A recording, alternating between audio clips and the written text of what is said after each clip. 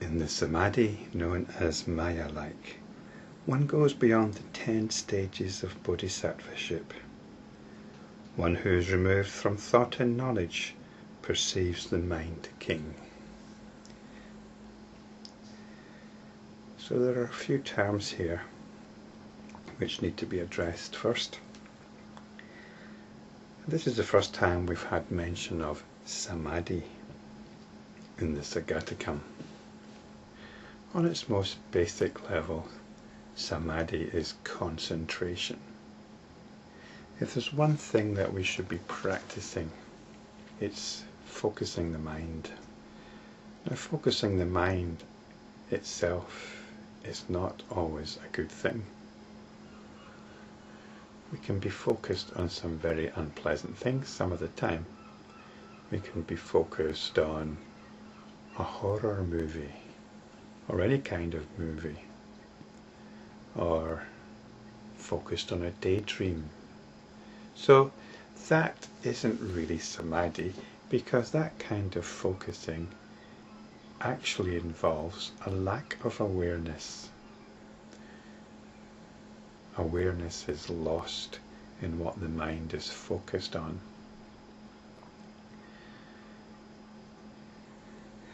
In Buddhism, there are various objects of meditation which are recommended for focusing on. But I think it's significant that Professor Suzuki spells Samadhi with a capital S. As far as this series of videos is concerned, Samadhi is when the attention is focused on itself. Now logically this might make no sense to you, but if this does make some kind of sense to you, then the whole meaning of the sutras unfolds. It's being aware of your own awareness. In verse 13, I spoke about how we're different from machines, how our eyes are different from cameras. The principles might be similar, but the difference between a camera and us is we are aware of seeing something. We are conscious of seeing something. So it's this consciousness that we become conscious of. This awareness of awareness. This is enlightenment practice. It might not seem like much, but that's because we're not appreciating the true nature of this awareness. This awareness is of the nature of the Buddha nature. And this is something which gives us some indication of the difference between a Mahayana Sutra and a Hinayana Sutra. The appreciation of this awareness, of this Buddha nature, is expressed by these cathedral-like texts which exercise the imagination to the fullest extent. So Samadhi is being focused on awareness, and being focused means being aware, or turning the attention to awareness, to the fact of your own awareness, to the fact of your own sentience. Now, if you Google Samadhi, you'll find that most entries tell you that there are 2 or 3 kinds of Samadhi. There's actually only one kind of Samadhi. But the appreciation of it can be expressed in infinitely different ways. So in some sutras, you'll find lists of Samadhi, 108 being a favourite number. But we could say there are infinite kinds, but we don't want to get lost in that. So we come back to there only being one Samadhi. This samadhi might be to a greater or lesser extent.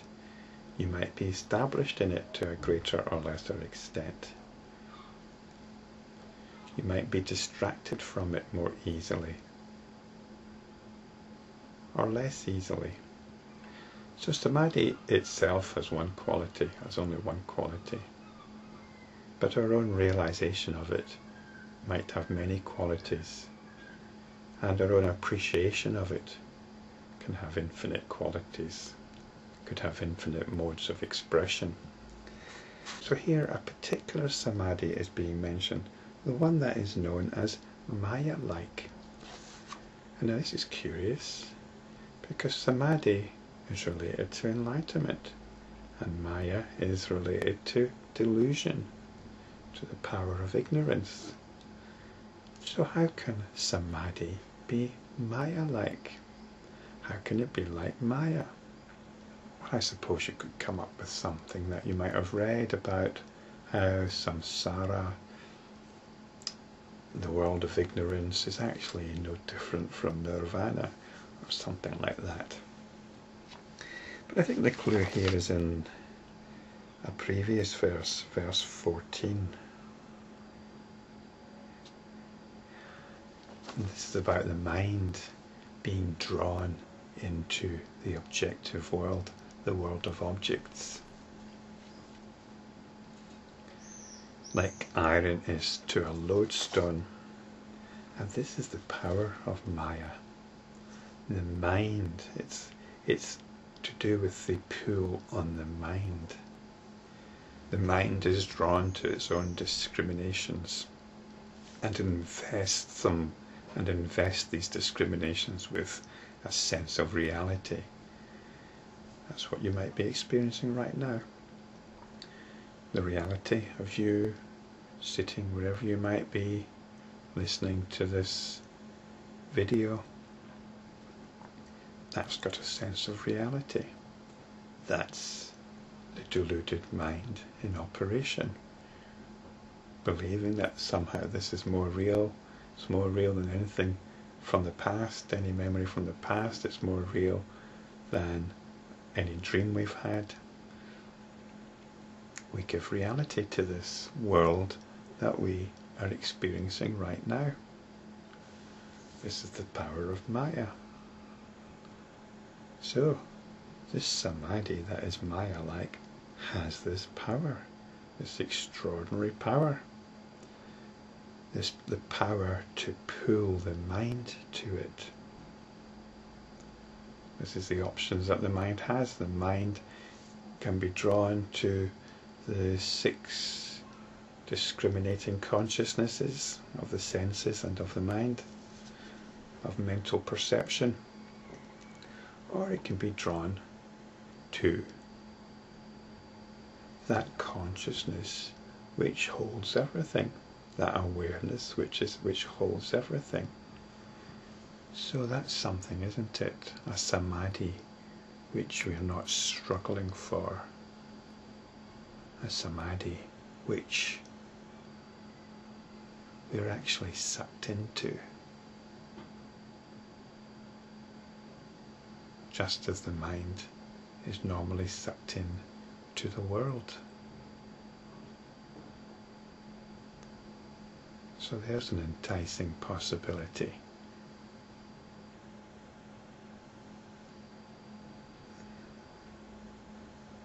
A rather wonderful possibility. In the samadhi known as Maya-like, one goes beyond the 10 stages of Bodhisattvaship. Now, the 10 stages of Bodhisattvaship. If you've got any familiarity with these, then we are talking about something truly immense. But I'm assuming you probably haven't heard of these 10 stages of Bodhisattvaship. We've already covered what the Bodhisattva is. The Bodhisattva is the enlightenment practitioner. These stages of the Bodhisattva are sometimes called the Boonies. B-H-U-M-I. This term actually means ground or foundation. And there's 10 of them. And there's a Wikipedia article on the Boonies. And it mentions that the list of 10 Boonies is referred to in a sutra known as the Avatamsaka Sutra. I'll just read them out very quickly. The first Booni is known as the very joyous. The second Booni, the stainless. The third Booni, the luminous. The fourth Booni, the radiant. The fifth Booni, the difficult to cultivate. The sixth Booni, the manifest. This is in which supreme wisdom begins to manifest. The seventh Booni, the gone afar. The eighth Booni, the immovable. The ninth Booni, the good intelligence. The 10th Booni, the cloud of doctrine. So this is a rather lovely list actually. And the Wikipedia article goes into each of these Boonies in some detail. Now, it might be quite nice to look at these at some point. Basically, the 10 Boonies are about enlightenment practice. But as I mentioned before, it's very difficult to get enlightened if you're a Buddhist, because we have these lists which aren't particularly appealing to some people. These lists, though, were a practical thing before books were common. It was a way of keeping tabs of your spiritual practice, talking to others about it. So the Buddha used lists. Lists were easy to remember. People could refer to them and knew what you were talking about. But unfortunately what happens is the discriminating mind loves these things and gets carried away by them. And so you get lists upon lists upon lists. You can drown in lists. And each item in the list gets analysed forensically. And what happens is these lists become impossibilities. In fact, what we've got here, what the Wikipedia article mentions, is that these Boonies are an extremely advanced part of the Buddhist path. For example, in Huayan Buddhism, there are some 40 previous stages before the first Booni. These 40 previous stages consist of the 10 faiths, the 10 abodes, the 10 practices, and the 10 merit transferences. And on it goes, on it goes. So this is an extremely advanced part of the Buddhist path. And even before you get to the first Booni, the first stage, you have to achieve an advanced degree of perfection. You might as well just give up. However, that's the nice thing about this particular verse, isn't it? This particular verse is telling us one goes beyond the 10 stages of Bodhisattvaship, so we don't even need to bother about it. And in fact, the Buddha himself tells us to ignore these stages. This is on page 106 of Professor Suzuki's translation of the Lankavatara Sutra. But the 10th is the first, and the first is the 8th, and the 9th is the 7th, and the 7th is the 8th, and the 2nd is the 3rd, and the 4th is the 5th, and the 3rd is the 6th. What gradation is there where imagelessness prevails? So in other words, the order is not important. We're not climbing some impossible ladder to some rarefied celestial sphere of understanding. So in Samadhi, in this awareness in which we are embedded, we need not bother about the 10 stages of Bodhisattvaship. One who is removed from thought and knowledge perceives the mind king. This is the king of the mind, which in the previous verse was described as the original source on which all sentient beings are dependent. The mind king is again this container. Awareness is the container which contains everything. It's not concerned with thought and knowledge. Thought are all the ideas and beliefs and memories that we have, and knowledge is the desire for understanding. We're not concerned with that. We're just concerned with this very simple awareness, which is pure and infinite, and to which there's a possibility that we can be drawn to, like iron is drawn to the lodestone.